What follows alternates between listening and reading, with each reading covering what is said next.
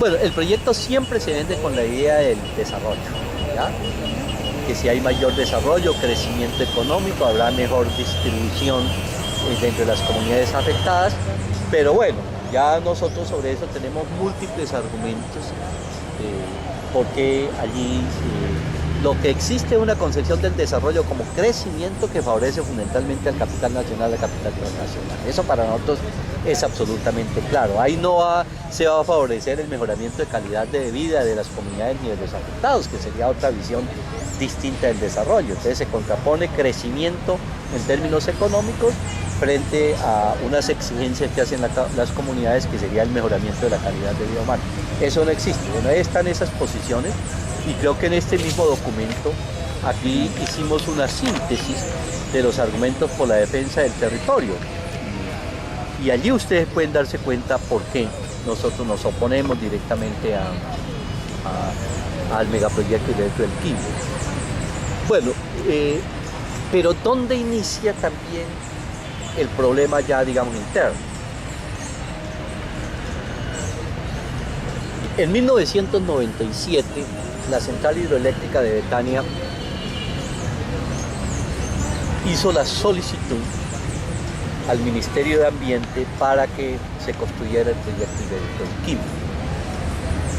El Ministerio acudió al Ministerio de Agricultura y el Ministerio de Agricultura emitió concepto diciendo que el Quimbo no era viable. No obstante que se presentaron 3 alternativas. Ninguna de las alternativas es viable.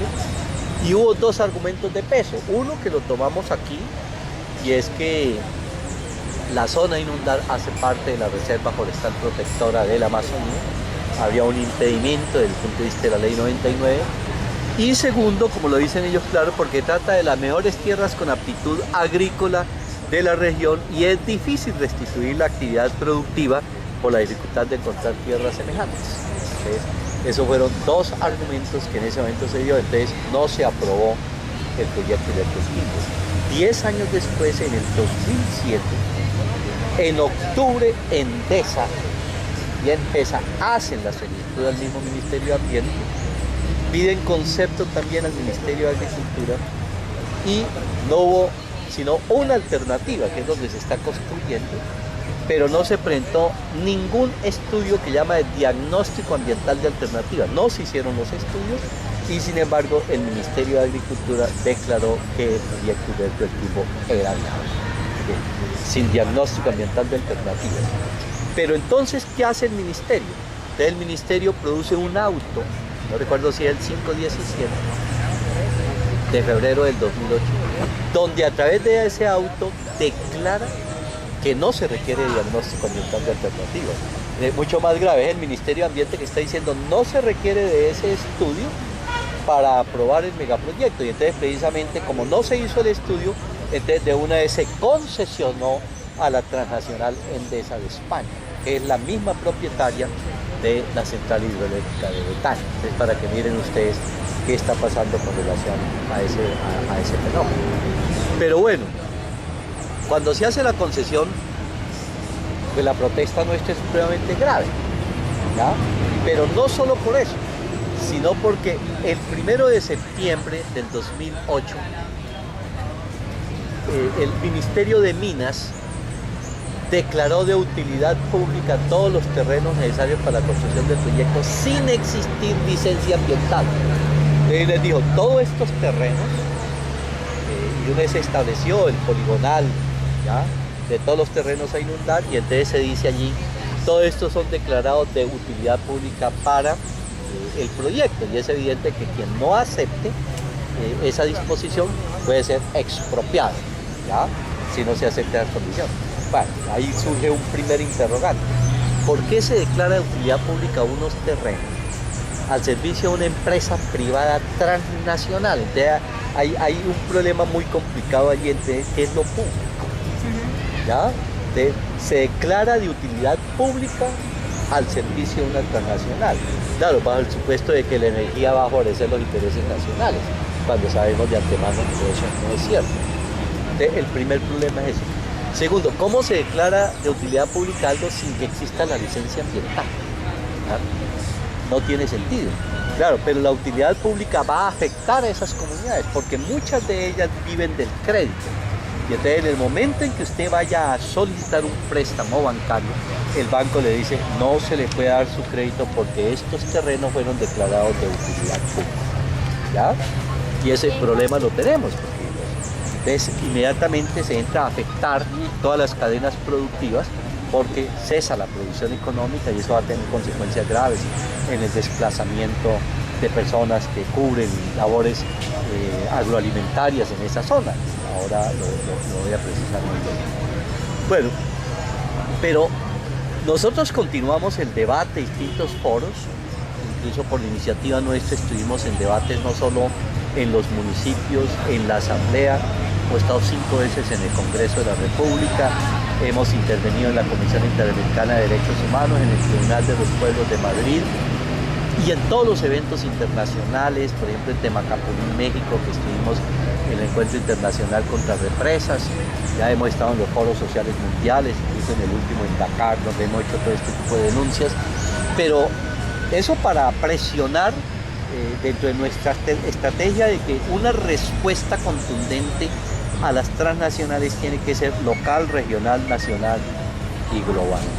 Es decir, uno no puede responder localmente a un megaproyecto global y entonces nos toca articular eso y eso ha sido uno de los éxitos que ha mantenido más o menos viva la resistencia social por el proyecto de Colquimbo. Bueno, pero por decir casos como estos, previo al otorgamiento de la licencia se hace una consulta a la Procuraduría General de la Nación y la Procuraduría General de la Nación el 9 de mayo del año 2009, 5 días antes de aprobarse la licencia ambiental, le solicitó al Ministerio de Ambiente abstenerse de otorgar licencia ambiental al proyecto de Colquimbo con 2 argumentos buenos. Primero, el 95% de los terrenos a inundar hacen parte de la Reserva Forestal Protectora de la Amazonía. Y segundo, se van a inundar las mejores tierras del departamento de Huila y como decíamos anteriormente, no existe la posibilidad de restituir ese tipo de producción. Y entonces le dijo al ministerio, por favor, yo doy un concepto de que no se haga el proyecto de Colquimbo, pero vino el presidente Uribe y dijo, el Quimbo va porque va. 5 días después aparece la resolución 0899 del 15 de mayo del 2009 por medio del cual se le da licencia al proyecto hidroeléctrico del Quimbo. Bueno, una vez se inicia ese proceso, nosotros interpusimos el recurso de reposición, igualmente la empresa, aceptaron la reposición de la empresa, porque habían quedado algunos aspectos que nosotros logramos incluir dentro de la licencia, por ejemplo, un sector de ocupantes que eran 369 familias que habían quedado por fuera y nosotros incidimos para que se tuviera en cuenta las mayores compensaciones por las afectaciones ambientales, por los daños ambientales. Sin embargo, ENGESA hace un recurso de reposición diciendo de que esos aspectos, como tener en cuenta a estas poblaciones, no tiene por qué estar en la licencia y plantea que hay que disminuir la inversión de la empresa en las compensaciones ambientales. Bueno, el ministerio, ¿qué es lo que hace? El ministerio no acepta inicialmente esas 2 prerrogativas, pero le amplía los plazos. ¿Por qué? Porque aquí pasó algo que es realmente grave, y es que los estudios se ordenaron después de haber probado la licencia ambiental. Entonces, por ejemplo, se ordenó este estudio que llama Estudio de Valoración Económica de los Impactos Ambientales. Hoy todavía no se sabe en este país, porque no existe el Estudio de Valoración Económica de Impactos Ambientales. ¿Cuánto cuesta? No existe hoy. Por ejemplo, el estudio sobre tejido social. Tampoco se hizo antes, se ordenó posteriormente, ¿no? Todos los estudios, por ejemplo, ictiológicos, posteriormente, ¿ya? De impacto, todos los estudios posteriores. Entonces decimos, pero ¿cómo?